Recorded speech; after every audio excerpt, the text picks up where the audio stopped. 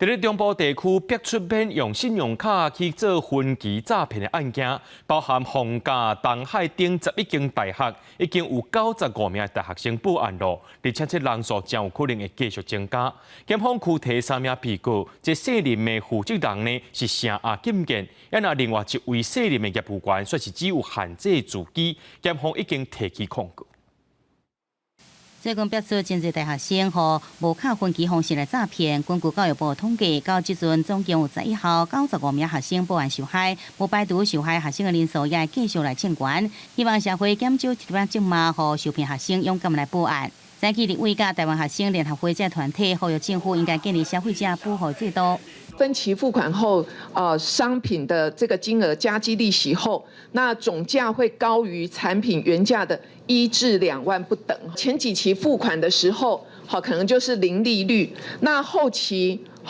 的这个利率是超高。 李伟指出，最近常出现的5大无卡分期陷阱，包含骗学生签本票，也是销售技术利息愈来愈悬这诈骗的手法。真侪签无卡分期契约的学生，得到销售的利息甲金额拢唔知影，也未少人是因为同学斗相报，拢拖落去这个无卡分期的陷阱。呼吁教育部应该赶紧落实宣导学生反诈骗，另外行政也应该对着无卡分期来建立相关的规范。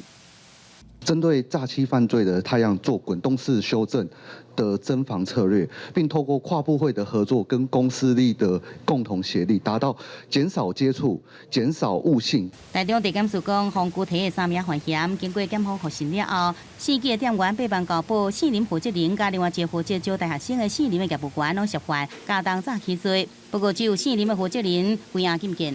林姓业务员这部分则被裁定限制住居。 本署今日于收到裁定后，已就林姓业务员被裁定限制住居之部分